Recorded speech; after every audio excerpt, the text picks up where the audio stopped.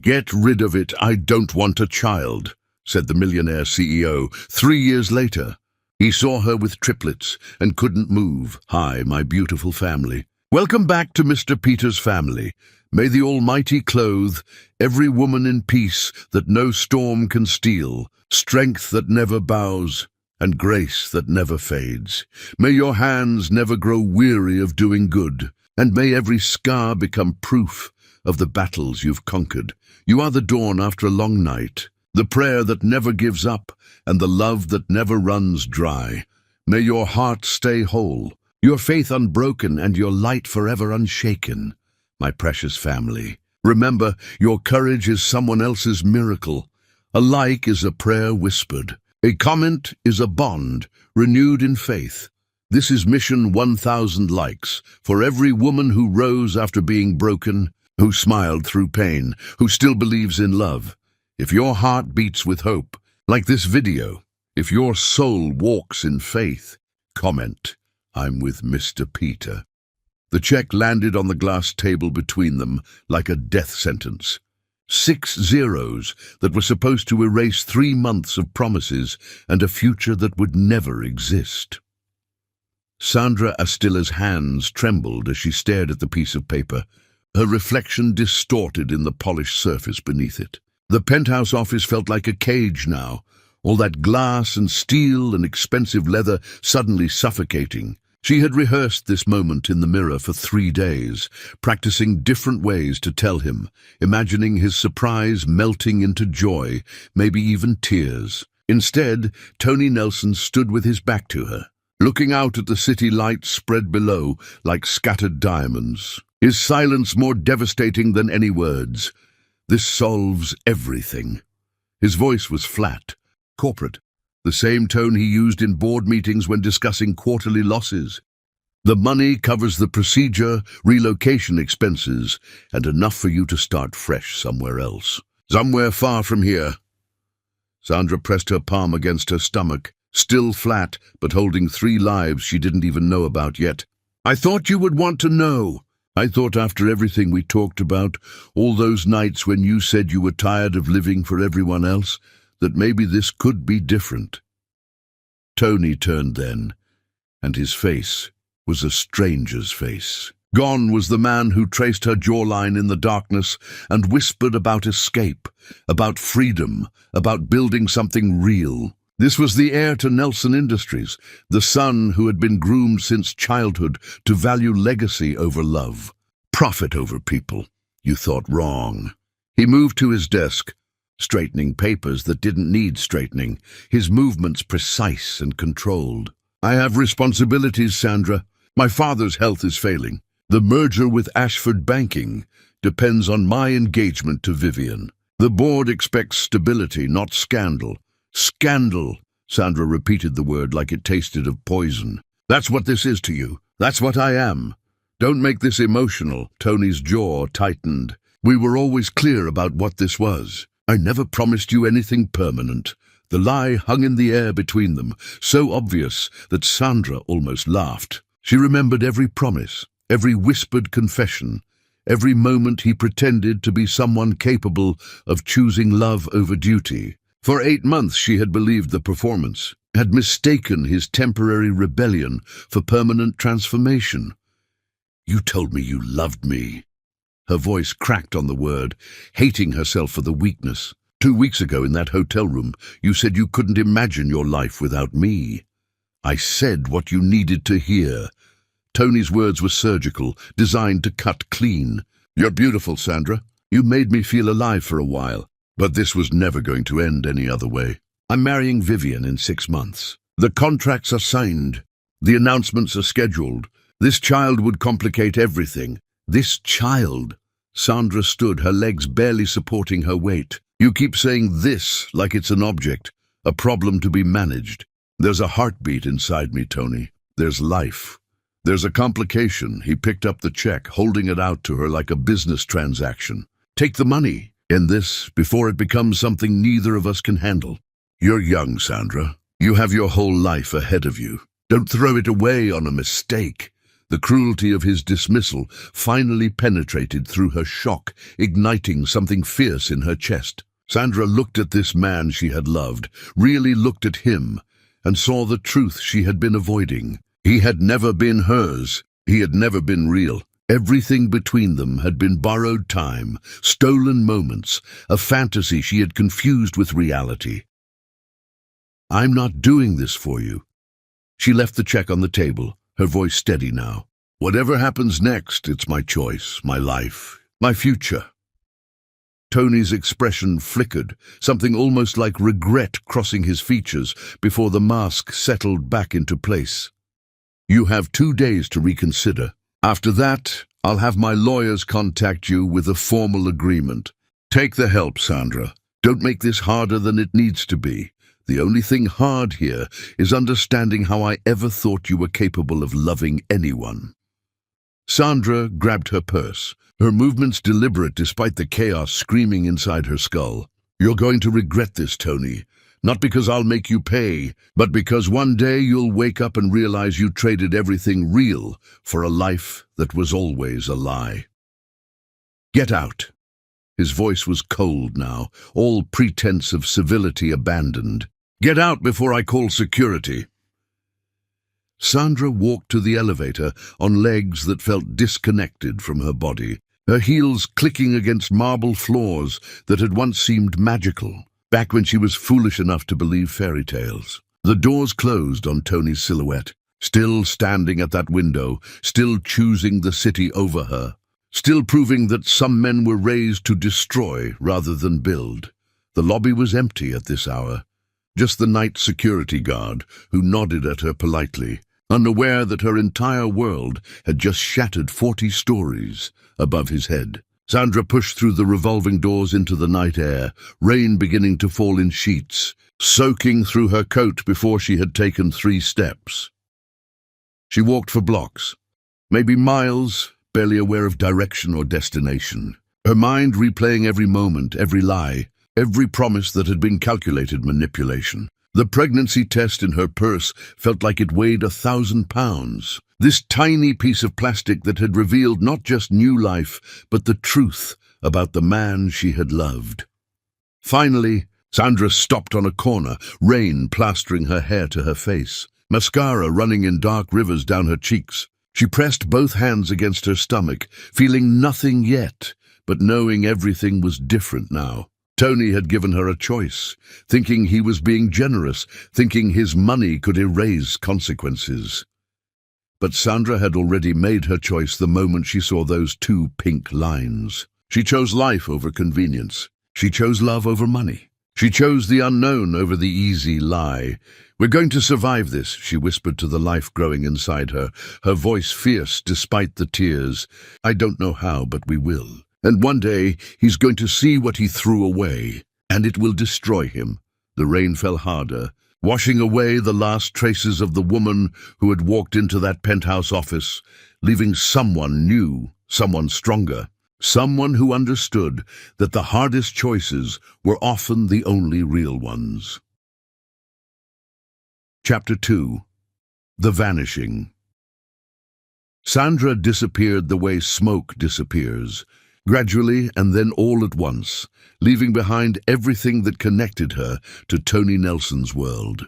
The luxury apartment he paid for sat empty, her key left on the counter with no note, no forwarding address, just absence. Her job at the gallery ended with a brief email resignation, professional and cold, giving them nothing to question or follow up on. Friends who knew her as Tony's girlfriend found her number disconnected, her social media accounts deleted, her entire digital footprint erased like she had never existed.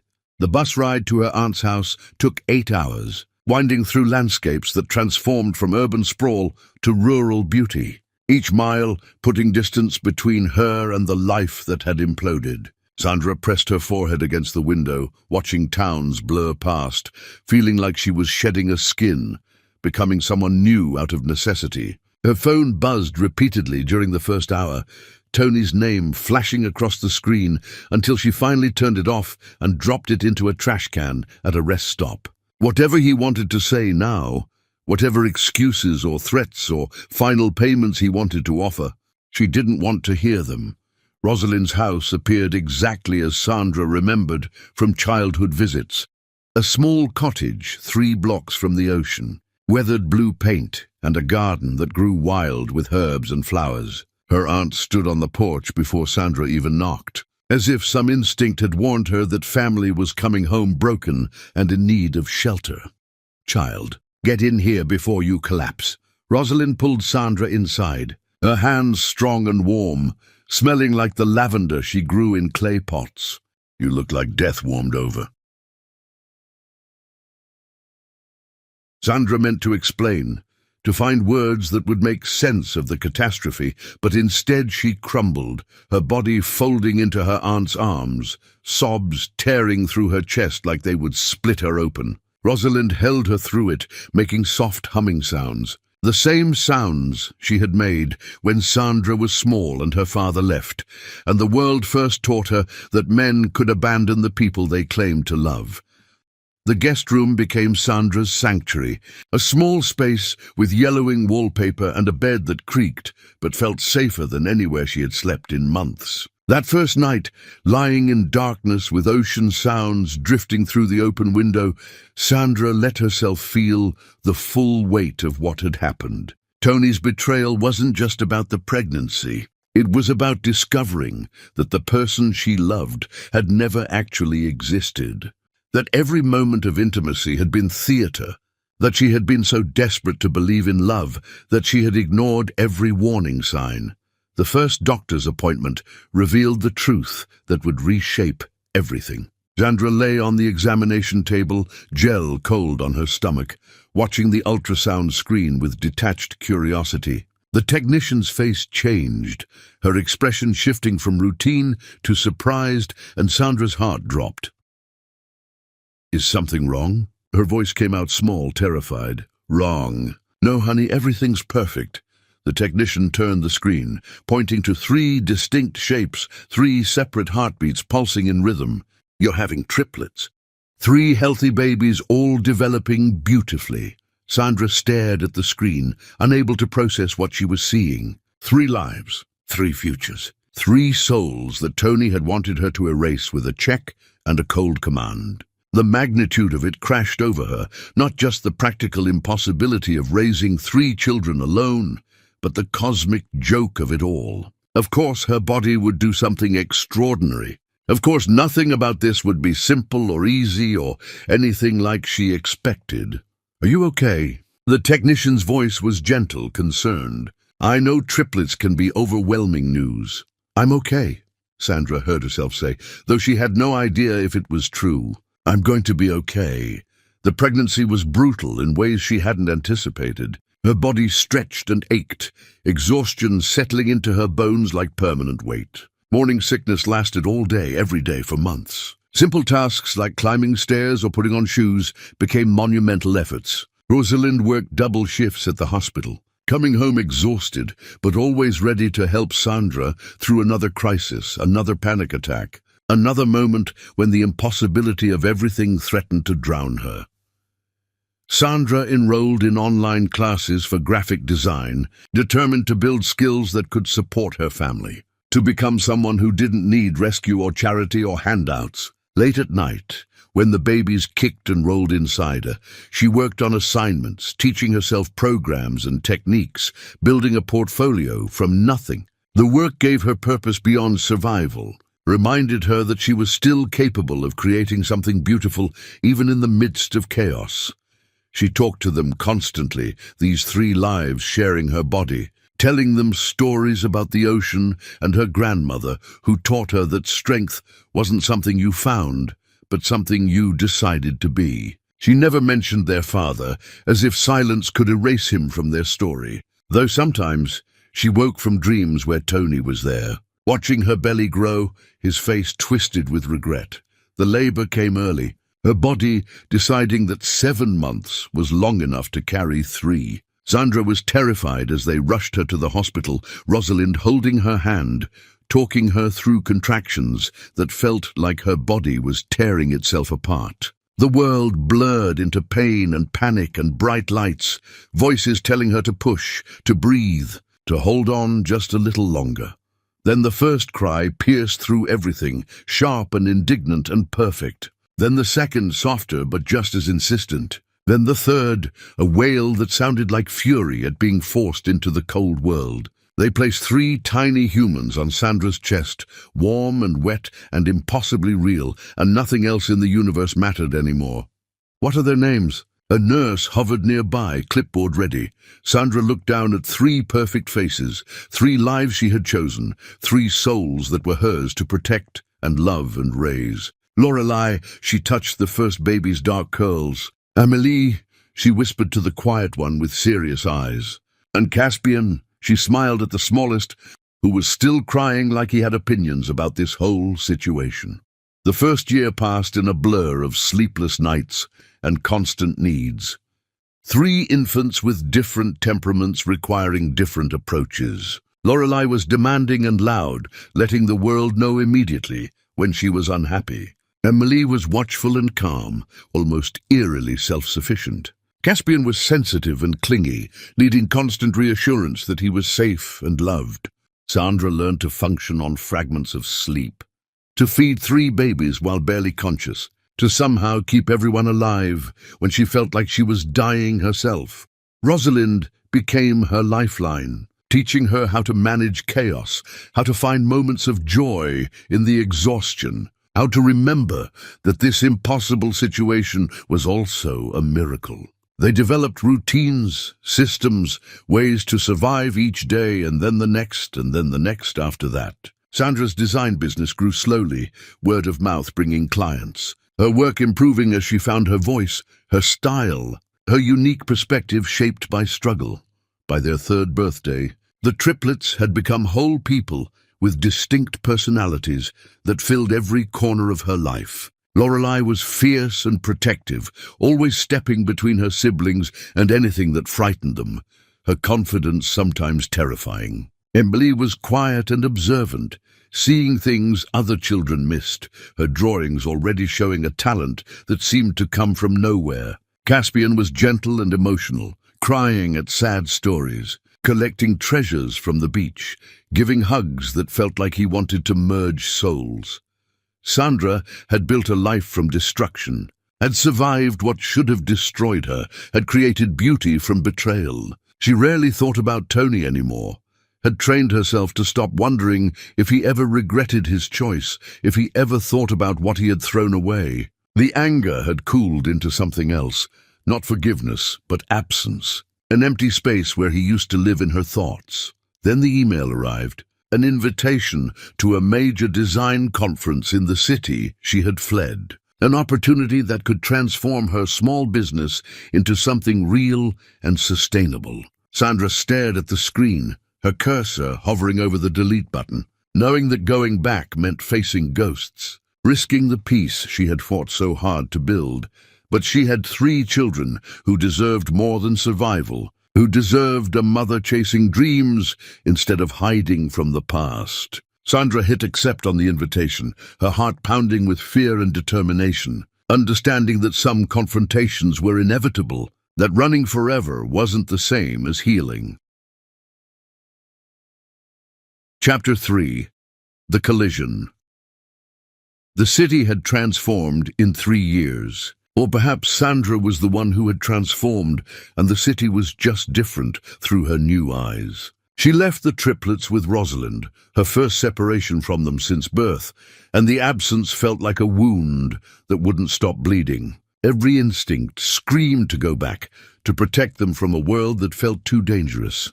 But Rosalind had practically pushed her onto the bus, insisting that Sandra needed this, needed to remember who she was, beyond mother, beyond survivor. The hotel was in the arts district, deliberately chosen for its distance from the financial towers where Tony lived his separate life. Sandra unpacked in a room that felt too quiet, too empty, missing the chaos of 3 voices demanding her attention simultaneously. She had prepared for this conference like it was a battle, researching attendees, planning her approach, determined to find clients who could elevate her business beyond local shops and small contracts. The first day was overwhelming. Hundreds of designers competing for attention, everyone glossy and confident in ways that made Sandra feel like an imposter.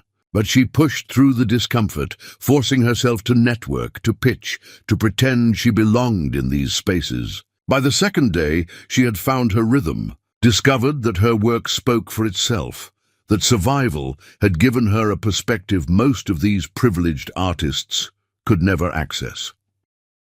Jasmine Park appeared like an answered prayer, a gallery owner from Seattle who stopped at Sandra's portfolio display and actually looked, really studied each piece instead of the polite glance most people offered. She was sharp and funny, her success story involving multiple failures before she finally broke through, and she told Sandra that talent was cheap, but perspective was priceless, and Sandra had both. "I need a complete rebrand." Jasmine pulled out her phone, showing Sandra her current logo, a generic design that said nothing about her gallery's mission. "I want something that captures resilience, beauty emerging from struggle, art as survival." "Can you do that?" Sandra's heart raced, recognizing the opportunity, the door opening. "I can do that." They talked for hours, the conversation evolving from business to personal, Jasmine sharing her own story of building something from nothing, of refusing to let failure define her.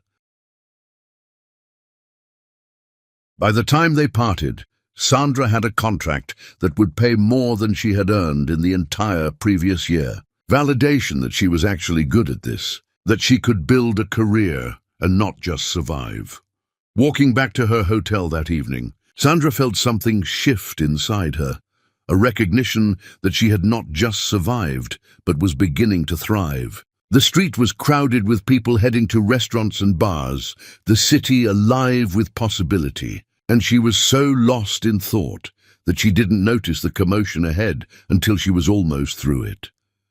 Cameras flashed, security guards created a perimeter, and then she heard his voice. That familiar cadence that still occasionally haunted her dreams. Tony Nelson stood outside an upscale restaurant, surrounded by men in expensive suits, their laughter sharp and exclusive, celebrating something that probably involved millions of dollars and decisions that affected thousands of lives. He looked older, harder, his hair touched with gray that somehow made him more distinguished instead of aging him. The suit he wore probably cost more than Sandra's rent, his watch catching light like a small sun on his wrist. This was his world, power and privilege and casual wealth. And Sandra was suddenly aware of her second-hand dress, her scuffed shoes, the distance between their universes. She should have kept walking, should have disappeared into the crowd before he noticed her, but something made her freeze. Maybe it was pride. Maybe it was the success still glowing in her chest from Jasmine's contract. Maybe it was just exhaustion from running. Their eyes met across 20 feet of crowded sidewalk, and Sandra watched recognition hit him like a physical blow. Tony's face drained of color, his hand gripping the doorframe for balance, his mouth opening but no sound emerging. The men around him continued talking, unaware of the earthquake happening in his head. And Sandra felt a savage satisfaction at his shock, his obvious distress, proof that she had haunted him the way he had haunted her. For a moment, neither of them moved, caught in the gravity of their shared history. Sandra could see questions forming in his eyes, calculations about what to say, how to approach this, whether his friends were watching. Before he could speak, before he could shatter the peace she had worked so hard to build, Sandra turned and walked away. She didn't run, refused to give him that satisfaction, just moved with deliberate purpose, her heels clicking against concrete, her spine straight, despite the panic flooding her system. One block, then another, then she turned a corner and collapsed against a building, gasping for air like she had been drowning. Her hands shaking so hard she had to press them against the brick to make them still. The conference ended the next day, and Sandra fled back to her aunt's house like a refugee escaping war.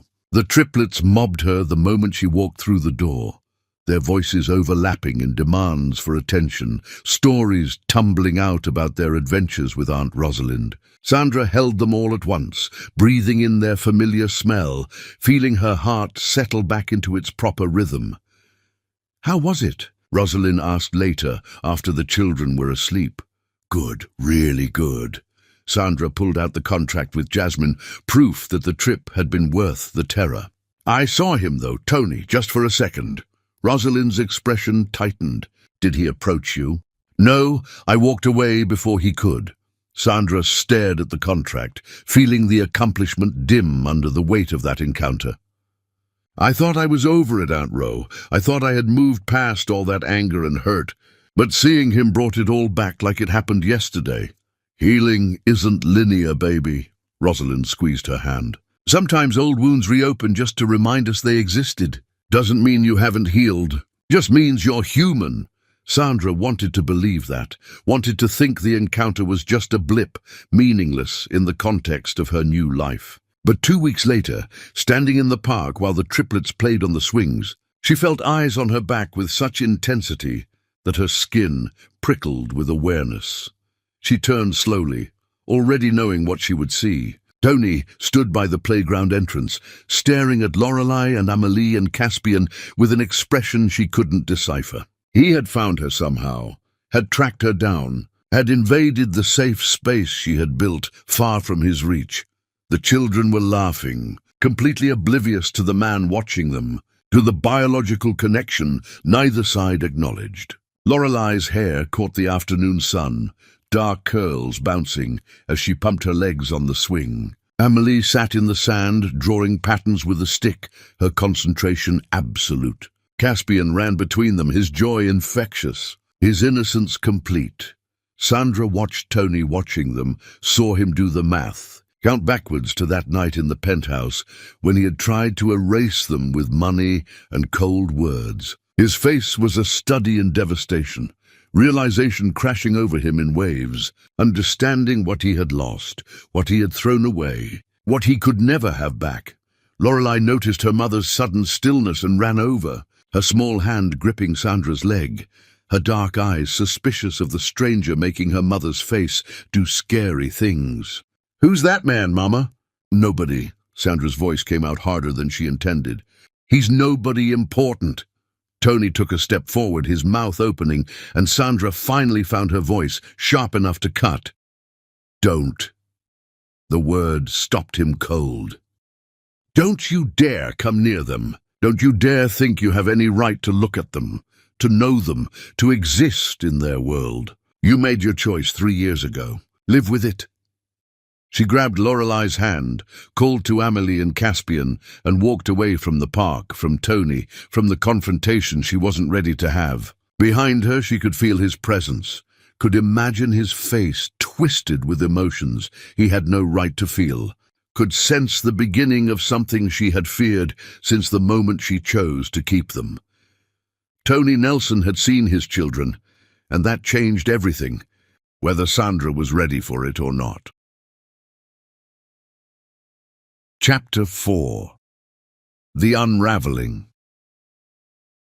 Tony Nelson sat in his office long after everyone else had gone home.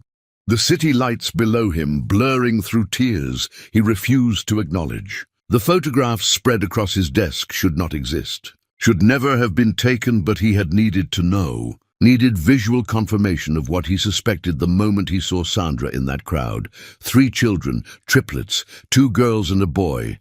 Their faces a perfect blend of Sandra's beauty and his own features. Undeniable proof that his attempt to erase them had failed spectacularly. Lorelei with his mother's determined chin, Amelie with his brother's artistic intensity, Caspian with the gentle smile Tony had lost somewhere between childhood and corporate warfare. The private investigator's report was thorough, clinical in its detail. Sandra Astilla, living with her aunt in a coastal town, running a small design business, raising 3 children alone on an income that barely covered necessities. No child support, no father listed on the birth certificates, no connection to the Nelson name except the DNA coursing through 3 small bodies that Tony had tried to wish out of existence. His marriage to Vivian Ashford had been exactly what was promised. A merger of fortunes wrapped in the pretense of romance. They maintained separate bedrooms, separate lives, coming together only for public appearances and business discussions. Vivienne focused on her art curation career, hosting charity events that enhanced their social standing, while Tony buried himself in work, expanding Nelson Industries across international markets, earning his father's grudging approval. They had no children, would never have children. An agreement made before the wedding that Tony had accepted with relief. Vivian had no interest in motherhood. Her ambitions centered on building her own legacy, and Tony had convinced himself he was equally disinterested. Except now he knew that 3 children existed in the world, his children, growing up without him, and the emptiness he had always attributed to success suddenly had a name. The guilt was suffocating, not just for what he did to Sandra, but for what he had stolen from himself. 3 years of birthdays and first words and milestones he could never recover. 3 lives that didn't know his name, didn't know they had a father who lay awake at night staring at their photographs like a man possessed. His father would have told him to forget it, to let sleeping disasters lie, to protect the family name from scandal. But his father's opinion had been losing power over Tony's decisions for months now, ever since he realized that chasing legacy had cost him everything authentic in his life. The empire felt hollow, the success meaningless, every achievement tainted by the knowledge that he had sacrificed real love for corporate approval.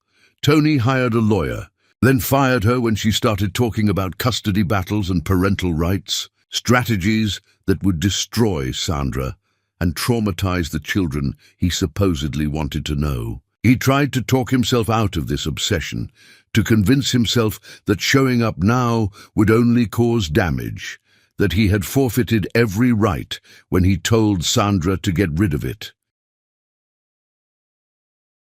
But the voice in his head, insisting he deserved to know his children, was louder than reason, louder than conscience, louder than the warning signs flashing that this was about his needs and not their well-being. Tony couldn't see past his own sudden desire for fatherhood, couldn't examine why 3 years of indifference had transformed into desperate need, couldn't question whether disrupting their peace was cruel or just selfish. He drove to the coastal town without a plan, telling himself he just wanted to see where they lived, to understand their world, to somehow make sense of the life he had rejected. Sandra's rental house was small and weathered, a bicycle with training wheels on the porch, children's drawings taped to the windows, evidence of life and love and everything he had traded for cold success. Tony watched from his car as Sandra herded the triplets into a van, their voices loud and chaotic, her face tired but content in ways he had never achieved. She looked different, stronger, more herself than she had been during their relationship. Back then, she had been soft and eager to please, molding herself to fit his world. Now she moved with authority, completely comfortable in her role. A woman who had survived his betrayal and built something beautiful from the wreckage. He followed them to the park, staying at a distance, watching the children play with an intensity that probably looked disturbing. Lorelei was fearless on the swings, pushing herself higher than seemed safe, her laughter carrying across the playground. Emily sat apart, focused on her sand drawings, creating patterns that showed artistic talent beyond her age. Caspian bounced between his sisters, needing connection, seeking approval, his sensitivity obvious even from a distance. When Sandra's eyes met his across the playground, Tony felt the full weight of his choices crash down. The hatred in her face was pure and justified, and underneath it was fear, terror that he was there to take something else from her, to steal the children she had raised alone. Tony wanted to explain that he just wanted to know them, to be part of their lives, to somehow undo the devastation he had caused. But her command to stay away was absolute, her rejection complete. He stood there after they left, frozen in the spot where he had first seen his children up close, understanding that DNA didn't grant rights, that biology didn't erase abandonment, that he had destroyed any claim to fatherhood when he chose his empire over their existence. But Tony was his father's son in the worst ways, trained to fight for what he wanted, regardless of whether he deserved it. The voice telling him to walk away, to leave them in peace, to accept that some mistakes couldn't be fixed, was drowned out by possessiveness and entitlement, and the arrogant belief that wanting something badly enough made it his. He called the lawyer back, asked about his options, his rights, his strategies for inserting himself into their lives. She warned him about optics, about judges who favored primary caregivers, about how his wealth might work against him in custody disputes. Tony listened but didn't hear, already planning his approach, already deciding that gradual infiltration would work better than legal warfare. That night, lying in his separate bedroom while Vivian slept in hers, Tony made a decision that would shatter multiple lives. He would win his children back, would prove he could be a father, would earn a place in their world, even if Sandra hated him for it. The fact that this was about filling the void in his own life rather than serving their needs never occurred to him. Or if it did, he pushed the thought away as inconvenient truth.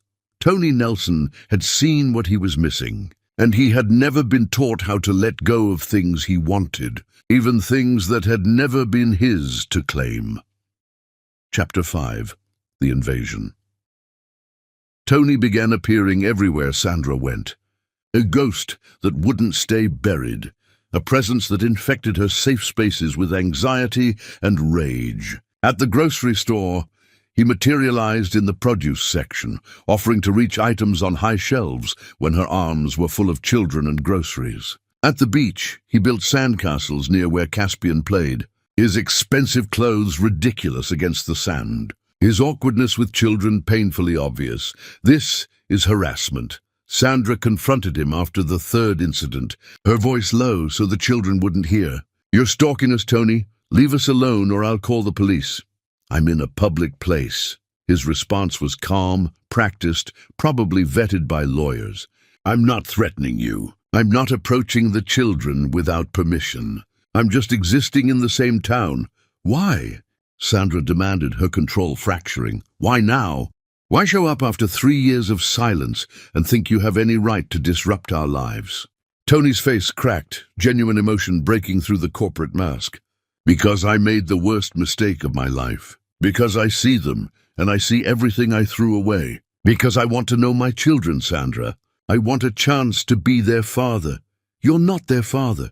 The words came out vicious, designed to wound. "You're a sperm donor who tried to pay me to abort them. Biology doesn't make you a parent. Showing up doesn't erase 3 years of abandonment."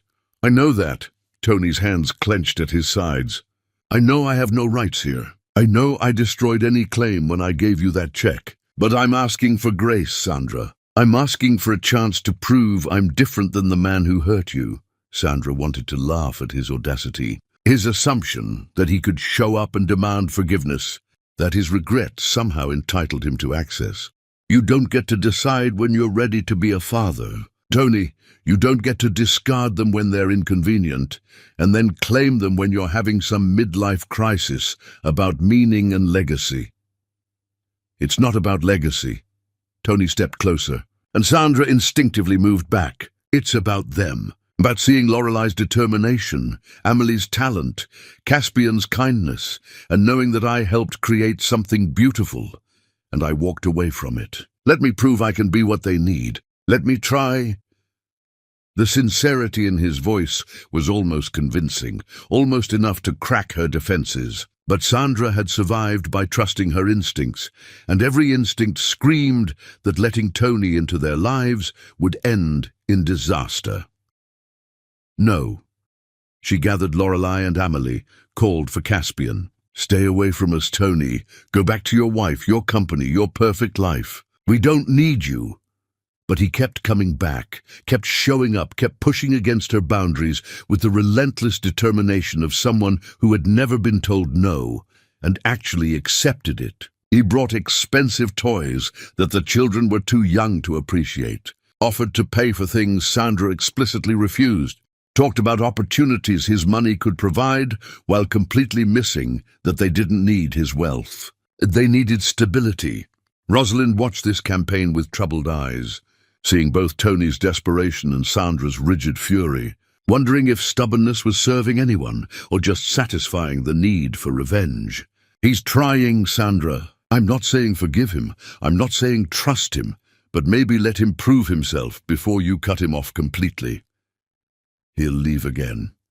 Sandra's voice was flat, certain. "He'll realize how hard this actually is, how boring and exhausting and thankless parenting can be, and he'll go back to his empire and his important meetings. I'm protecting them from that disappointment. Or you're punishing him by using them as weapons." Rosalind's words were gentle but sharp. "I see what he did to you, baby. I see the damage. But those children deserve to know their father if he's genuinely trying to be present." Sandra wanted to argue, but doubt had started creeping in. Small questions about whether her protection was actually fear, whether keeping Tony away served her children or just satisfied her need for control. The breaking point came suddenly, violently, on a day that started normally and became a nightmare. Emily spiked a fever that climbed so fast, Sandra barely had time to panic before they were rushing to the emergency room. The child's small body burned like she was on fire, her eyes unfocused, her breathing shallow, and Sandra drove with Lorelei and Caspian screaming in the back seat, terror making her hands shake on the wheel. Tony was there, had apparently been following them to the park, and he saw their frantic departure and followed. Sandra wanted to tell him to leave, to stay out of this crisis. But Amelie was being rushed inside, and Lorelei and Caspian were dissolving into panic, and she couldn't manage everything at once. "Let me help." Tony's voice was steady, calm in the chaos. "Bah, let me take care of them while you focus on Amelie." Sandra should have refused, should have handled it alone the way she had handled everything for 3 years. But she was terrified and exhausted, and her daughter's life might be in danger. So she nodded. For 6 hours, Tony sat in the waiting room with Lorelei and Caspian, reading them stories from books he bought in the gift shop, distracting them with games and snacks, answering their frightened questions about their sister with reassurances he had no right to make, but that somehow helped. Sandra checked on them between updates from doctors, seeing her children curled against this stranger, accepting his comfort with the easy trust of children who didn't know about betrayal. When the doctors finally stabilized Amelie and released her with antibiotics for a severe infection, Sandra found Lorelei and Caspian asleep in Tony's arms, his expensive suit covered in chocolate stains and tears, his face exhausted but peaceful in a way she had never seen. "Thank you." The words cost her something, an admission that he had helped, that he could be useful, that maybe he wasn't entirely the monster she had built him into. Tony looked up at her, careful not to wake the sleeping children. "Can we talk? Just 5 minutes, please." Sandra was too tired to fight, too emotionally wrecked to maintain her walls, so she sat down, keeping distance between them, waiting for whatever he wanted to say. "I was wrong." Tony's voice was rough, raw. "About everything. About you, about the children, about what mattered. I don't expect you to forgive me, Sandra. I don't even expect you to believe that I've changed. But I'm asking for a chance to prove it, to show you that I'm serious about being their father, that this isn't some temporary guilt or midlife crisis. Why should I believe you won't leave again?" Sandra's exhaustion made her honest. "Why should I risk their hearts on your redemption arc? Because I have nothing else." Tony's confession was devastating in its simplicity. "My marriage is a business arrangement. My career feels empty. My entire life is a performance for people whose approval means nothing. Those children are the only real thing I've ever created, and I threw them away because I was too much of a coward to choose authenticity over expectation. Let me prove I'm different now. Let me try to be what they need." Sandra looked at him, really looked, and saw something she hadn't expected. Genuine regret, yes, but underneath it was transformation, the kind that comes from facing who you were and hating what you see. She thought about her children sleeping in his arms, about how Caspian had stopped crying when Tony told him stories, about how even Lorelei had relaxed into his presence. Supervised visits, the words came out before she fully decided. Twice a week at my house with me present. You follow my rules completely. You don't make promises you can't keep. You don't bring expensive gifts. You don't talk about your money or what you can provide. You just show up, be present, and we'll see if you can actually do this. Tony's face transformed, hope lighting features that had been carved with grief. I won't let you down. You already have. Sandra's voice was hard, protecting herself from the vulnerability of this choice. This is about them, not you. The moment you prove me right about you being temporary, you're gone forever. Understand? I understand. Sandra didn't believe him, didn't trust him, but she was too tired to fight anymore, too aware that maybe keeping them apart was serving her anger more than their well-being. She had made her choice, opened a door she couldn't easily close, and now she would have to live with whatever came next, whether it was healing or just a new way to break. Chapter 6. The Cracks. Tony's first official visit was excruciating for everyone involved. The triplets treating him like a dangerous intruder, Sandra hovering like a hawk protecting her nest. Tony himself, fumbling through every interaction with painful awkwardness. He arrived exactly on time with nothing but himself, following Sandra's rules to the letter, and sat on the floor where she directed him, waiting for the children to decide if he was worth their attention. Lorelei approached first, her boldness masking suspicion, standing directly in front of him with her hands on her hips. Mama says you want to know us. Why didn't you want to know us before? The question was brutal in its simplicity, and Tony had no good answer. Nothing that would make sense to a child, no way to explain cowardice and fear and choosing safety over courage. I made a terrible mistake. I was scared of being a father because I thought I wouldn't be good at it. I was wrong to let fear make my decisions. Are you still scared? Lorelei's eyes were relentless, demanding truth. Terrified, Tony's honesty seemed to satisfy her more than a comfortable lie would have. But I'm trying anyway. Amelie ignored him completely, sitting in her corner with her drawing supplies, occasionally glancing up to study him like he was a puzzle she was trying to solve. Her silence was more unnerving than Lorelei's interrogation. Her judgment withheld but absolute. Caspian was the one who broke the standoff, climbing into Tony's lap after 20 minutes with the easy affection of a child who loved indiscriminately. Do you want to see my dinosaurs? They have names and stories and everything. Tony felt something crack open in his chest as Caspian settled against him, small and warm and trusting in ways Tony didn't deserve. The child launched into complicated explanations about his toy collection, assigning elaborate mythologies to plastic figures, and Tony listened with an intensity that had nothing to do with dinosaurs and everything to do with drinking in every detail of this person he had helped create.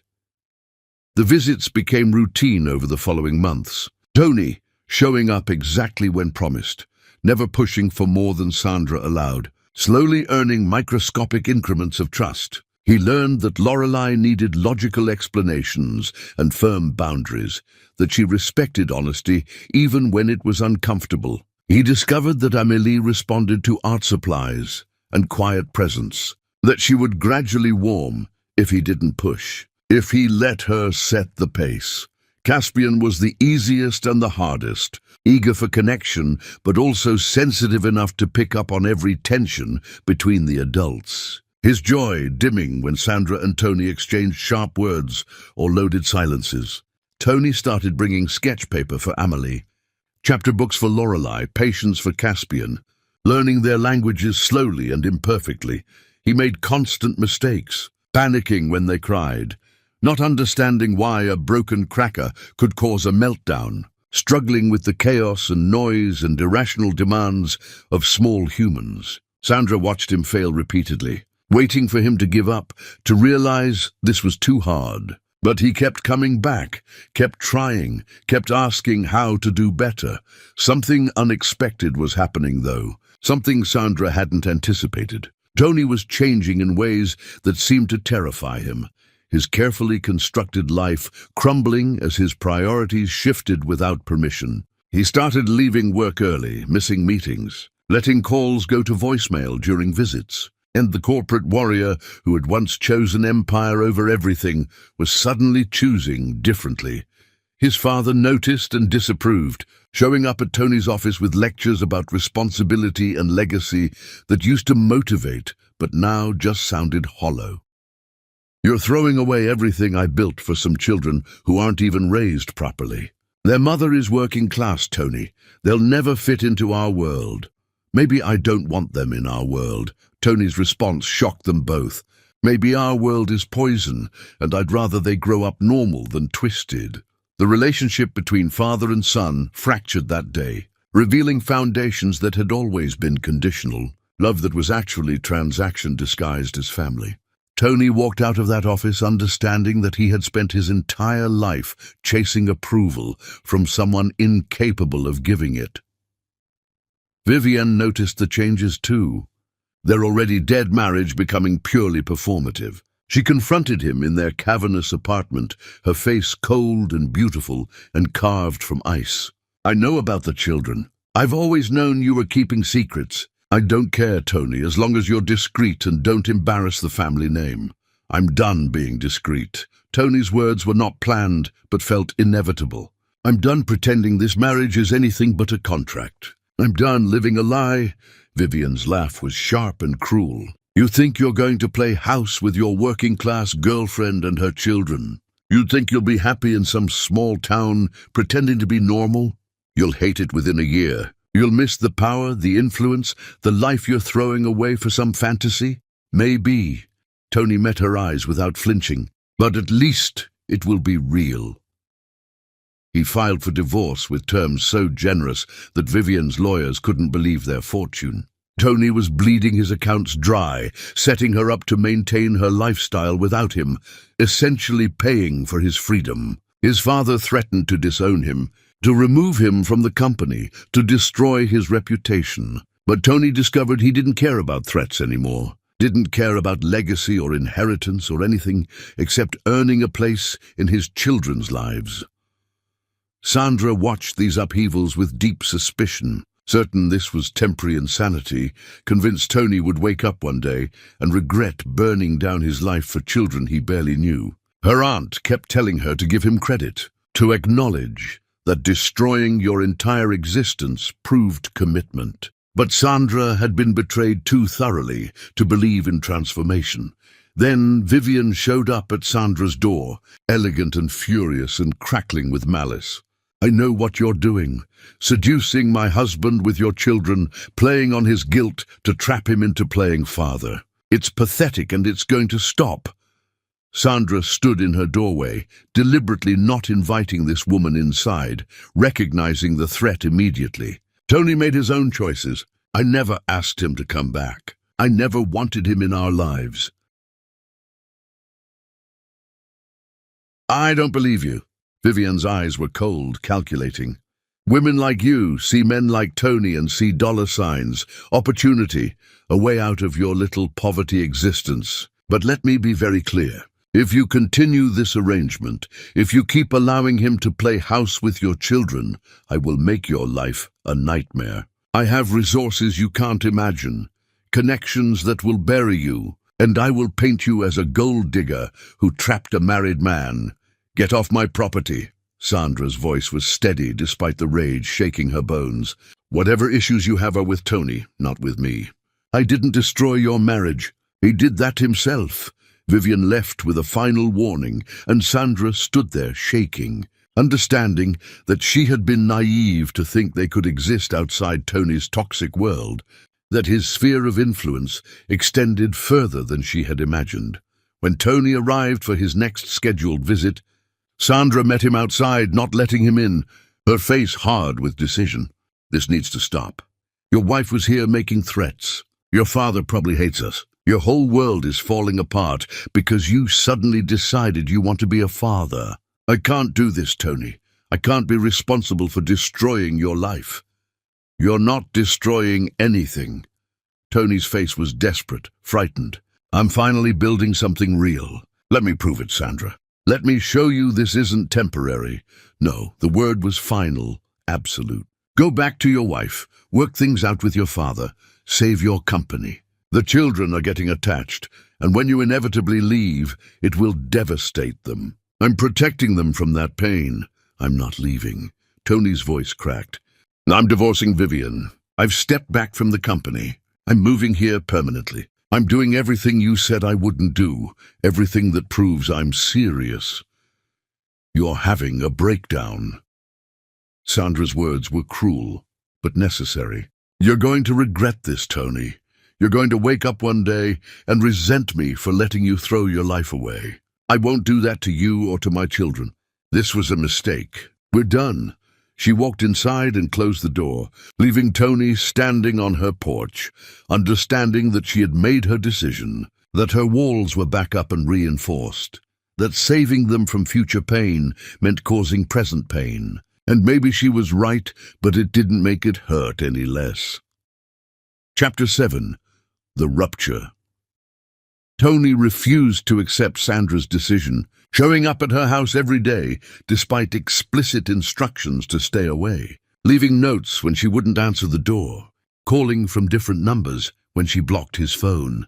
His desperation was suffocating, his inability to accept rejection proving exactly what Sandra feared about entitled men who had never been told no. You're harassing us.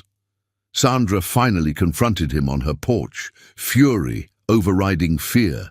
Leave, Tony. Leave us alone, or I'm filing for a restraining order. I'll fight you in court then. Tony's mask finally slipped, revealing the ruthless corporate warrior underneath the Reformed Father Act. I have rights, Sandra. I'm their biological father. I can demand paternity tests, force custody arrangements, make your life hell through legal channels you can't afford to fight. There it is. Sandra's laugh was bitter, vindicated. The real Tony Nelson, threatening to use his wealth and power to take what he wants because he's never learned how to accept losing. This is why I said no, Tony, because I knew the mask would fall eventually. Tony's face crumbled, horror replacing anger. I didn't mean that. I'm just terrified of losing them, of losing this chance. Please, Sandra. I'll do anything. You can't buy your way into our lives. Sandra's voice was ice. You can't threaten your way in either. You had 3 months to prove you were different, and at the first real obstacle, you showed me exactly who you are. We're done. Stay away from my children. She went inside and locked the door, listening to him pound and plead and finally leave, his car engine fading into distance. Sandra slid down the wall, exhausted and vindicated and heartbroken all at once. Knowing she had been right not to trust him, knowing she had saved her children from future devastation, hating how much it hurt anyway. The children sensed the shift immediately, asking where Mr. Tony was, why he didn't visit anymore, if they had done something to make him leave. Sandra tried to explain that sometimes adults made things complicated, that it wasn't their fault, that they were loved and safe, but her explanations felt hollow even to herself. Lorelei became aggressive at preschool, pushing other children when they got too close, testing every boundary with violent determination. Emily stopped drawing for a week, just sat in her corner staring at nothing, her silence more terrifying than any tantrum. Caspian cried every night, calling for Mr. Tony with a desperation that shattered Sandra's heart into smaller and smaller pieces. You're hurting them to punish him. Rosalind didn't hide her disappointment. I watched him, Sandra. I saw genuine change. I saw a man facing his demons and trying to be better. You cut him off at the first sign of weakness, instead of letting him prove he could recover from mistakes. He threatened to take them from me. Sandra's voice was hollow. He showed his true colors. I was protecting them. You were protecting yourself. Rosalind's words were gentle but devastating. From the possibility that he might be real, that you might have to forgive him, that your anger has been the shield keeping you safe, and without it, you'd have to risk getting hurt again. Sandra wanted to argue but couldn't find words, just sat with her aunt's accusation, wondering if stubbornness and self-protection had become indistinguishable, if her walls were keeping danger out or just keeping love locked inside with nowhere to go. Tony was destroying his life with methodical precision, burning every bridge, severing every tie to his old existence. The divorce from Vivian finalized with shocking speed, her lawyers thrilled by the settlement that left her wealthy and free. His father showed up at his apartment with final ultimatums, demanding Tony end this madness and return to his responsibilities. But Tony told him to leave and never come back, understanding that some relationships were poison disguised as family. He bought a small house 3 blocks from Sandra's rental, sold most of his possessions, started a consulting business that gave him flexibility and independence, but nothing like his previous wealth or power. His former colleagues whispered about his breakdown, his friends stopped calling. His entire social circle evaporated like morning fog when he stepped outside the protection of his family name. Tony prepared for a life he didn't know how to live, alone with his choices and his regrets, watching Sandra and the children from a distance like a ghost observing the living. He saw them at the beach, at the grocery store, at the park, always careful to stay far enough away that she couldn't accuse him of harassment, close enough that he could see their faces, hear their laughter, witness the life he had chosen too late to join. Vivian sent him a letter through her lawyer, cold and cutting, telling him he had thrown away everything real for a fantasy, that he would regret choosing poverty and mediocrity over the life they had built together, that he was a fool who deserved the obscurity waiting for him. Tony read it and felt nothing, just relief that he was free from a performance that had been slowly suffocating him.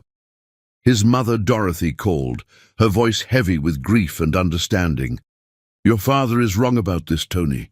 He's been wrong about most things, forcing you to live his unlived life instead of your own. I wish I had been stronger when you were young.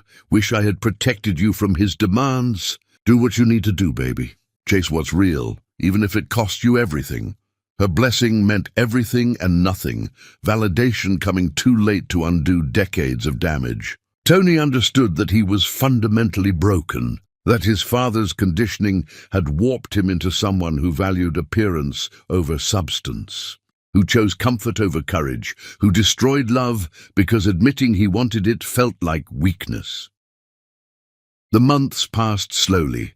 Painfully, Tony existing in his small house, doing his consulting work, watching his children grow from a distance while their mother rebuilt the walls he had briefly breached. He wrote letters to Lorelei, Amelie, and Caspian that he never sent, apologies and explanations and love confessions that would sit in a drawer until they were old enough to maybe understand. He had given up everything for a chance at redemption, had burned his entire life down for the possibility of earning forgiveness. And Sandra had rejected him anyway, had proven that some betrayals were too deep to heal, that wanting to change wasn't the same as deserving absolution. Late one night, unable to sleep, Tony walked to the beach where he had played with Caspian months ago, sitting in the sand and staring at an ocean that offered no answers. He was so lost in grief that he didn't notice Sandra approaching until she was there, sitting beside him with enough distance that they weren't touching, both of them existing in silence while waves crashed and retreated, nature's demonstration that some things were inevitable cycles. "I'm leaving." Tony's voice was rough, defeated. "Moving back to the city. Not because I'm giving up, but because staying here is hurting you, trapping you in the past, preventing you from moving forward. I've set up trust funds for all 3 children. I've signed papers giving you full custody with no interference from me. I've written them letters explaining everything, apologizing for everything, hoping they'll understand one day that my absence is love, not abandonment." Sandra listened to this goodbye and felt something unexpected crack inside her chest. Not relief, but grief. The satisfaction she thought she would feel at his departure, replaced by a loss she didn't want to examine. "Why are you really leaving?" "Because I love them too much to keep hurting them. Tony's confession was raw and honest. Because every time Caspian cries for me, every time Lorelei asks why I left, every time Amelie's drawings get darker, I'm reminded that I'm causing damage just by existing in their orbit. You were right about me, Sandra. I'm not capable of being what they need. Walking away is the only decent thing I can do. Sandra looked at him, really looked, seeing exhaustion and devastation and genuine transformation carved into features that used to be arrogant and cold. She thought about her children asking for him, about how their joy had increased when he was present, about the difference between protecting them from disappointment and teaching them that people could change, that second chances weren't always naive, that forgiveness required courage. Stay.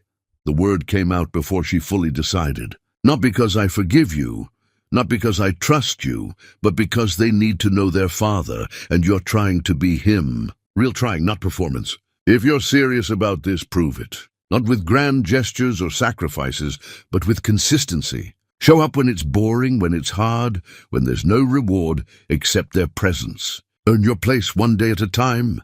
Tony's face transformed, hope and terror mixing into something desperate and fragile. I won't disappoint you again. You already have. Sandra's voice was hard, protecting herself from the vulnerability of this choice.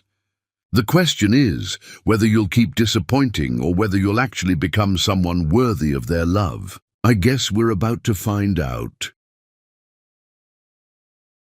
Chapter 8. The test. Tony moved into the small house 3 blocks away. This proximity both comfort and constant reminder of how fragile his second chance was. Sandra's new rules were brutal in their specificity.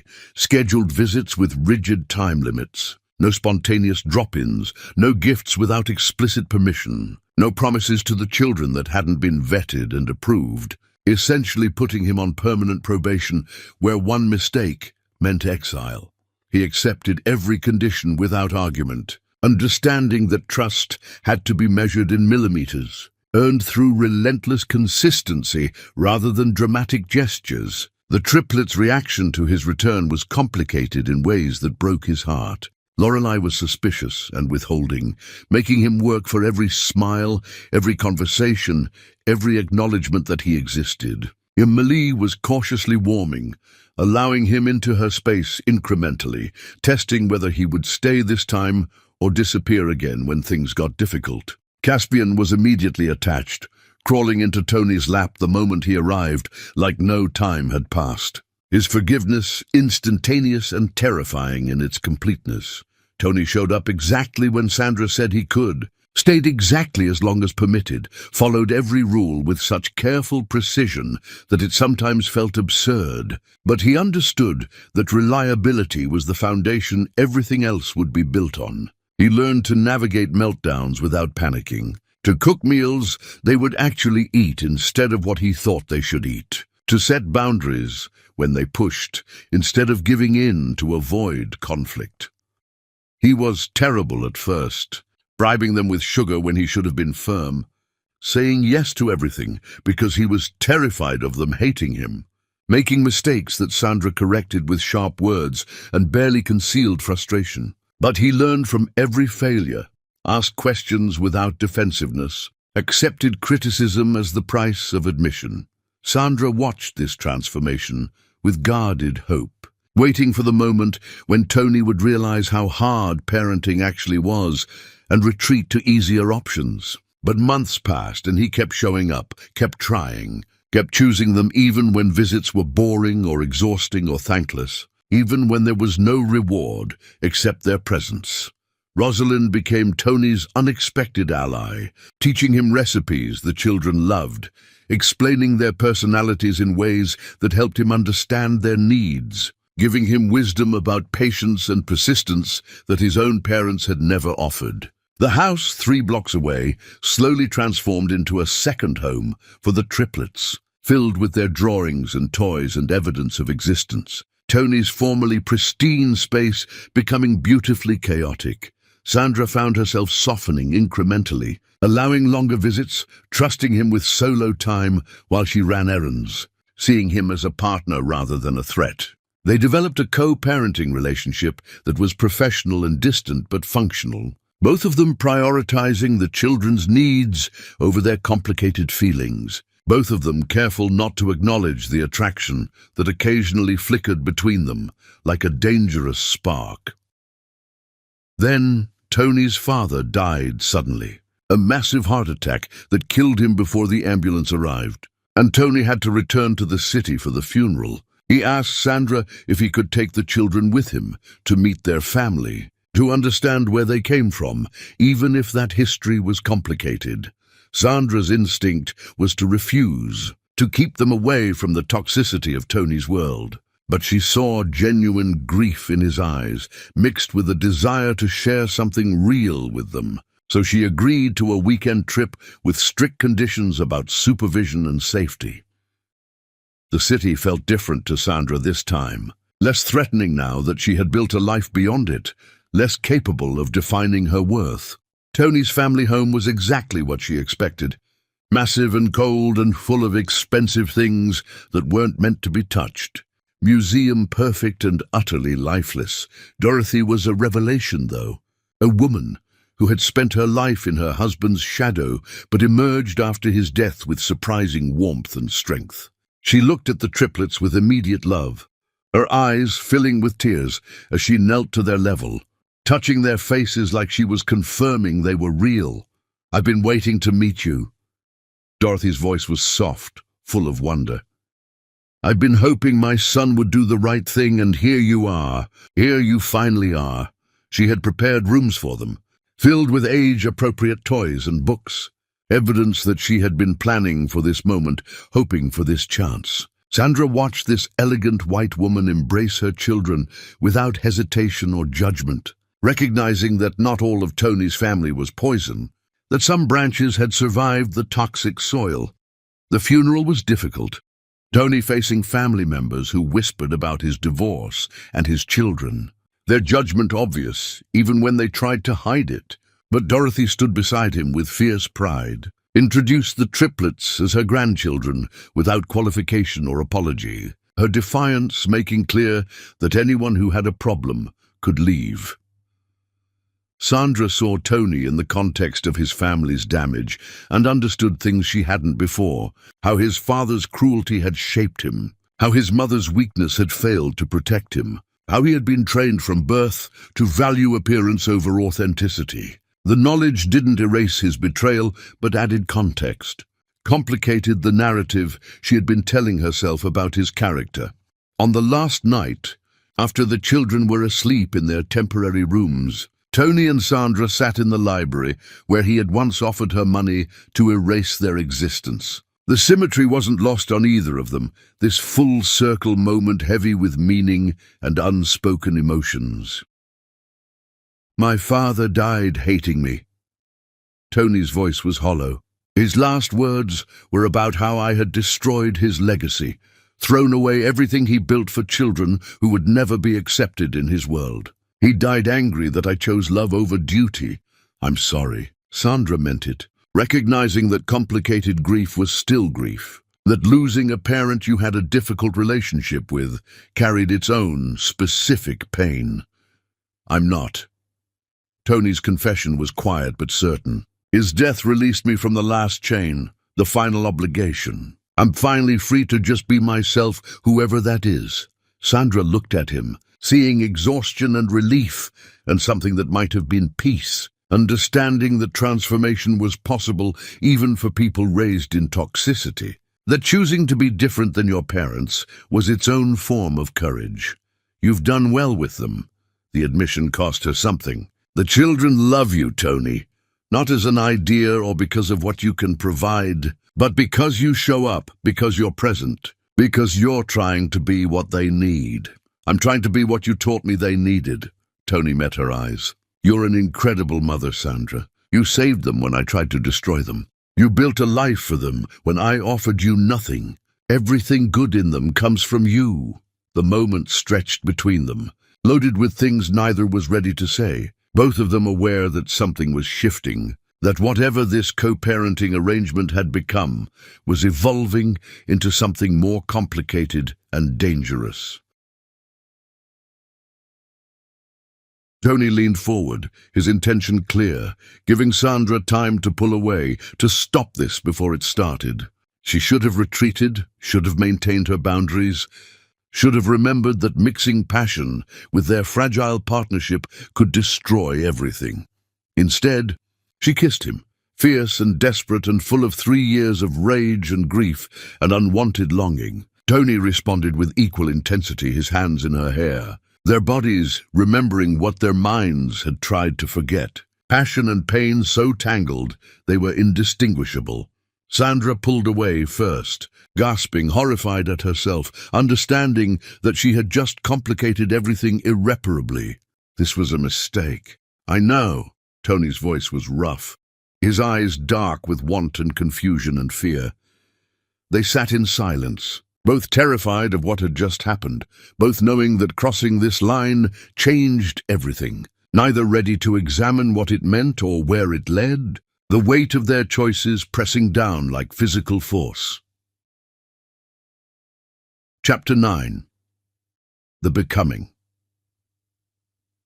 The kiss in the library became the earthquake neither of them acknowledged but both felt constantly, shifting the ground beneath their carefully constructed co-parenting arrangement.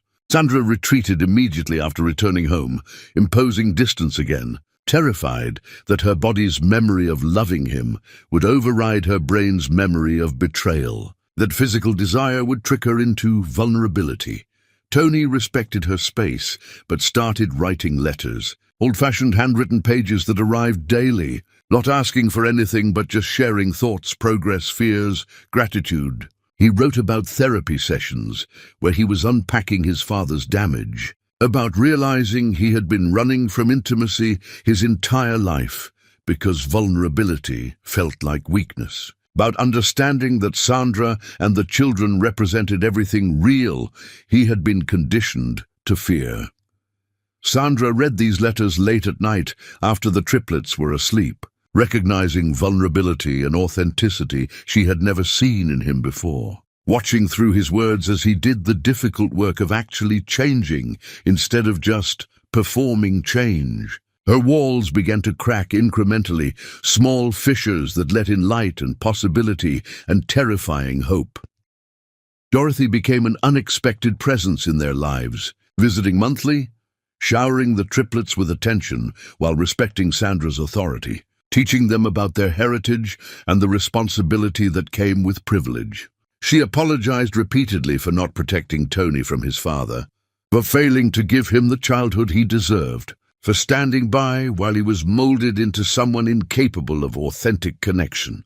"I was weak when it mattered." Dorothy's confession was heavy with regret. "I let my husband destroy our son's capacity for love because I was too afraid to stand up to him. I can't undo that damage, but I can try to be present for my grandchildren, to give them what I failed to give Tony." Sandra found herself warming to this woman who had every reason to reject them, but instead embraced them with fierce devotion, who defied her own social circle to claim these mixed-race grandchildren as family, who proved that transformation was possible even for people raised in privilege and prejudice. Months passed with agonizing slowness.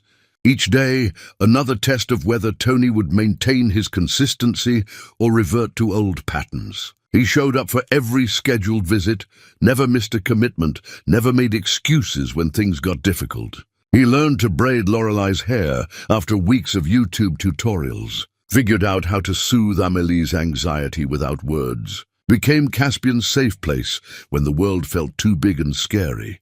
Lorelai started calling him Daddy 8 months after his return, not because anyone pushed her, but because she decided he had earned it. Her approval, the hardest one and most meaningful. The first time she used the word, Tony's face crumbled, tears streaming down his cheeks, his gratitude and disbelief so raw that Sandra had to look away from the intimacy of it. Amélie created a family portrait that included everyone, Sandra and Tony and all 3 children, and Aunt Rosalind and Grandmother Dorothy. A vision of family that existed in her imagination, but was slowly becoming real. She gave it to Tony during a visit, watching his face carefully to gauge his reaction. And when he hung it on his refrigerator with reverence, treating it like precious art, she smiled for the first time in his presence. Caspian told everyone at preschool about his daddy who was lost but came back. A simple child's narrative that somehow captured the complexity better than any adult explanation. Teachers mentioned it to Sandra with concern, making sure she was safe, that this wasn't a dangerous situation. And Sandra found herself defending Tony, explaining that he was genuinely present, genuinely trying, genuinely transformed. Sandra watched her children fall in love with their father and felt her own resistance crumbling, understanding that forgiveness wasn't a single decision, but a series of choices, a daily practice of releasing resentment and choosing connection. Tony proved himself through consistency rather than grand gestures, showing up for doctor's appointments and preschool events and midnight crises, becoming the kind of father Sandra had once dreamed he could be, but never expected to actually see. One evening, after a particularly chaotic dinner where Amélie spilled juice everywhere, Caspian had a meltdown about bedtime routines, and Lorelei declared she hated everything. Tony helped Sandra clean the kitchen in comfortable silence. They worked around each other with practiced ease, their movements synchronized from months of shared parenting. And Sandra realized this felt like partnership, like family, like something she had given up believing was possible. "Thank you for giving me this chance." Tony's voice was quiet, careful not to break the moment's peace. "Thank you for believing I could change, even when I didn't believe it myself." Sandra looked at him. This man who had broken her and rebuilt himself, who had chosen them over everything else, who had learned that love was sacrifice and presence, and showing up even when it was boring and thankless. "You earned it, Tony. You're earning it every day." The kiss happened gradually this time, not explosive passion, but tender connection, both of them moving toward each other with intention and fear and hope. Tony cupped her face like she was something precious, his touch gentle and questioning, and Sandra leaned into it, accepting what she had been fighting for months. "I love you." Tony's confession was simple, no qualifications or conditions. "I never stopped loving you, Sandra. I was just too broken to know how to love you the right way. Let me try again. Let me show you I can be what you deserve." Sandra wanted to protect herself, to remind him of betrayal, to keep walls up for safety, but she was exhausted from fighting, tired of letting fear make her decisions. "If we do this, it's forever, Tony. No running when it gets hard, no choosing career over family, no going back to being the man who threw us away. Forever or nothing." Forever, Tony's promise was absolute. "I'll spend the rest of my life proving I mean it." They kissed again, deeper this time, 3 years of longing and rage and grief and hope tangled together. Both of them understanding they were choosing something terrifying and beautiful. Both of them ready to risk everything for the possibility of being whole. The proposal came months later, not in a restaurant or public spectacle, but in Sandra's kitchen after another chaotic dinner. Tony getting on his knee among the mess and chaos, holding a ring that was beautiful but not ostentatious. "Marry me." Not because the children need it, not because it makes sense practically, but because I love you, because you're my home, because I want to spend my life earning your trust and your love. Sandra looked at this man who had destroyed her and rebuilt himself, who had chosen them over empire, who had learned that love was work and sacrifice and showing up every single day. Yes, the wedding was small and intimate, just family and close friends on the beach where everything had begun to heal. Dorothy cried throughout the ceremony. Rosalind beamed with pride. The triplets served as chaotic wedding party members who stole every moment and made everything perfect in their imperfection. Tony adopted all 3 children legally, making official what had become true through time and effort and relentless consistency. Lorelei Nelson, Amélie Nelson, Caspian Nelson, 3 children born from betrayal who became proof that transformation was possible, that forgiveness could heal wounds that should have been fatal. Sandra kept her name as Astilla Nelson, a hyphenation that represented her refusal to be absorbed, her insistence on maintaining identity within partnership. They bought a house together, merged their lives, became partners and lovers and parents, building something real from the ruins of what had been destroyed.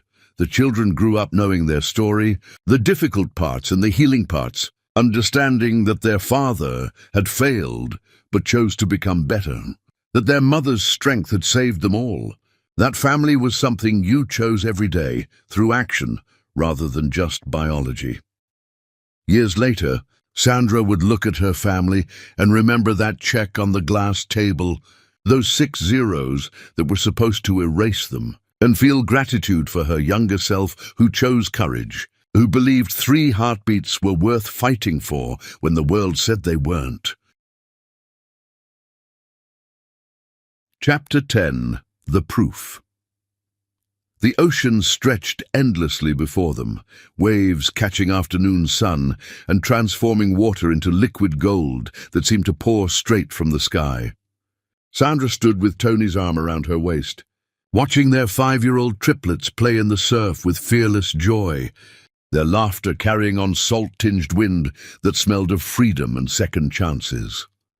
Lorelei was building an elaborate sandcastle, ordering her siblings around with the confidence of someone who knew her own mind completely, her voice carrying authority that made Sandra smile because that fierceness came directly from her, from survival, from refusing to be diminished. Emily collected shells with artistic precision, arranging them in patterns only she understood, her concentration absolute as she created beauty from scattered fragments. Caspian chased waves with abandon, shrieking with delight when water caught his feet, his joy infectious and pure and uncomplicated by the weight of history that his parents carried.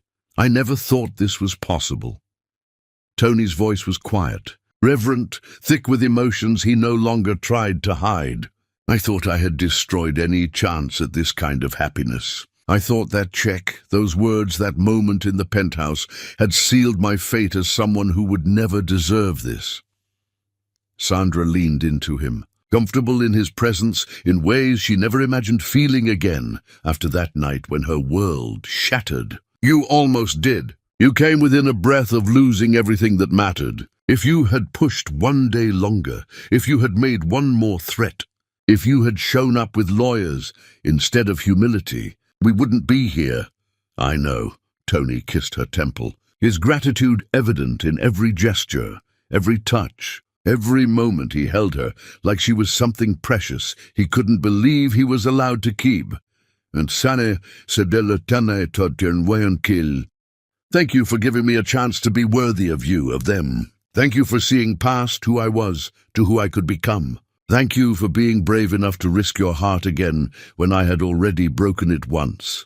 Dorothy appeared beside them, her own eyes wet watching her grandchildren play, her transformation from society matron to devoted grandmother, complete and beautiful in its authenticity. She had sold the mansion after her husband's funeral, donated half his fortune to causes he would have hated, and rebuilt her life around what actually mattered instead of what looked impressive. She visited every month now, stayed in the guest room that Lorelei had decorated with crayon drawings, read bedtime stories with voices that made the children giggle, and loved with the intensity of someone making up for lost time. They're beautiful, both of you. Dorothy's voice carried wonder and pride. You built something extraordinary from very broken pieces. You took devastation and turned it into this, into them, into a family that shouldn't exist but does because you both refused to give up. Sandra smiled, recognizing truth in those words, feeling the weight of their journey settle into something lighter, something that felt less like burden and more like triumph. Their family was unconventional, born from betrayal and rebuilt through forgiveness, messy and imperfect and absolutely real in ways that polished perfection could never achieve. Tony had done the brutal work of transformation, had faced his demons and changed fundamentally, had torn down everything he thought defined him to discover who he actually was underneath the performance. But Sandra had done equally hard work, learning to trust again after trust was shattered, to forgive without forgetting, To allow love after devastation had taught her that love was dangerous. Rosalind joined them, her presence solid and comforting, carrying the beach bag filled with towels and snacks and all the practical things that made family outings possible. She had been their anchor through every storm, the one who held them together when they were falling apart, who believed in second chances when Sandra wanted to build walls forever. She caught Sandra's eye and smiled, that knowing smile that said she had always known this was how the story would end, that love was more powerful than hurt when people were willing to do the work. Caspian ran toward them suddenly, dripping wet and covered in sand, launching himself into Tony's arms with complete confidence that he would be caught, that his father would always be there to catch him. Tony held him close, pressing kisses to wet curls, his love uncomplicated and absolute, his gratitude for this trust evident in the way his hands trembled slightly as he held his son. Lorelei followed, demanding attention with the imperious tone of someone who knew she was adored, wanting her parents to see her architectural achievement, to witness her creation. Emily came last, clutching shells she wanted to show her mother, her quiet voice describing the patterns she saw, the stories each shell contained, the universe she found in small, beautiful things. Sandra gathered them all close, her heart full enough to hurt, understanding that this moment was what she had fought for during those desperate early days when she didn't know how she would survive, what she had chosen when she walked away from Tony's check, what she had built through exhaustion and determination and refusal to let his rejection define their worth. "Tell us the story again, Mama," Lorelei demanded, nestled against Sandra's side. "The one about when we were born." Sandra exchanged glances with Tony, seeing the same mix of pain and joy reflected in his eyes, both of them understanding that their children deserved truth, even uncomfortable truth. "You were born during a storm," Sandra began, her voice soft but steady. "The rain was falling so hard it sounded like music, and I was scared because you came early, because I didn't know if I was strong enough to be your mother. But you were strong." Amelie's voice was certain, absolute. "You're the strongest person in the world." "I had to be." Sandra kissed the top of her daughter's head. "Because you three were worth being strong for. You were worth everything I gave up, everything I survived, everything I fought through. You were worth choosing when the world said I should choose differently." Tony's arm tightened around her waist, his silent acknowledgement of the pain he had caused. The choice he had tried to steal from her, the future he had almost destroyed. The children didn't need to know those details yet, didn't need to carry the weight of their father's worst moment. But someday they would know the whole story, and Sandra trusted they would understand that people could change, that transformation was real, that forgiveness was possible even after devastating betrayal. "I love you," Tony whispered it like prayer. Like promise, like the most important truth he had ever spoken. "All of you, completely, forever, with everything I am and everything I'm still becoming." Sandra looked at him, this man who had been her greatest pain and was now her deepest joy, who had destroyed her, and then spent years rebuilding both of them with patience and humility and relentless consistency. She saw the grey threading through his hair, the lines around his eyes from laughing with their children, the softness in his expression that came from finally living authentically instead of performing for audiences who didn't matter. He was beautiful in his imperfection, in his hard-won transformation, in his daily choice to be present even when presence was difficult. "We love you too." Sandra's voice was steady, certain, carrying none of the hesitation that used to color every interaction. "Forever and always, through whatever comes next, through every challenge and every joy. We're a family, Tony, not because biology made us one, but because we chose each other, because we built this through blood and tears and refusing to give up on what mattered." The sun began setting, painting the sky in colors that defied description, deep purples bleeding into oranges and pinks and golds that looked like the universe was celebrating with them. Sandra understood in her bones that this wasn't a fairy tale ending, but a real beginning. the start of building a life rather than the conclusion of a story. There would be hard days ahead, challenges and conflicts, and moments when old wounds reopened just to remind them they existed. But they would face everything together, as partners, as family, as people who had learned that love was a choice made daily, rather than a feeling that sustained itself without effort. The triplets ran back to the water, their voices blending with waves, their joy uncomplicated and perfect, and everything Sandra had fought to give them. She followed, pulling Tony with her, Rosalind and Dorothy joining them. All of them walking into the surf together, their laughter rising above the sound of waves, their family expanding to hold everyone who chose love over judgment, presence over perfection. Sandra looked back at the beach behind them, at the footprints they had left in the sand. Evidence of their presence, proof of their existence, marks that would be washed away by the tide, but would be made again tomorrow and the day after that, and every day they chose to show up.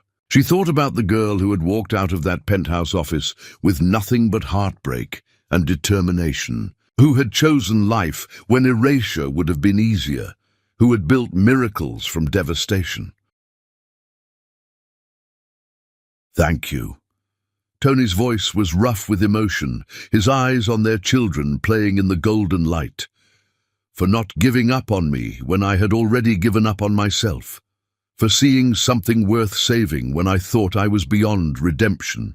For teaching me that love isn't about perfection, it's about showing up. It's about choosing someone even when they don't deserve it. It's about building something beautiful from broken pieces." Sandra turned to face him fully, water swirling around their legs, the sunset painting them both in shades of gold and possibility. "You taught me something too, that forgiveness doesn't mean forgetting, but it does mean releasing the weight of anger, because carrying it was destroying me. That transformation is possible when someone is willing to do the brutal work of changing. That second chances are terrifying and beautiful, and sometimes the bravest thing we can do." They kissed, soft and sweet and full of promise, while their children played nearby and the people who loved them watched with tears and smiles, all of them bearing witness to this family that shouldn't exist but does, that was born from the worst betrayal and became the most beautiful redemption. This was their proof that transformation was possible, that forgiveness could heal wounds that should have been fatal, that some mistakes became the foundation for something stronger than what existed before. Not perfect, but real. Not easy, but worth every difficult moment, every tear shed, every wall torn down, every choice to be vulnerable when safety would have been simpler. Not the end, but the beginning of everything that mattered, everything that was worth fighting for, everything that made life more than just survival, but actually worth living. The waves kept coming, steady and eternal, and Sandra understood that their love would be like that, constant through storms and calm alike, present through devastation and joy, choosing each other every single day until the last breath left their bodies and beyond, into whatever came next, forever and always, exactly as they had promised.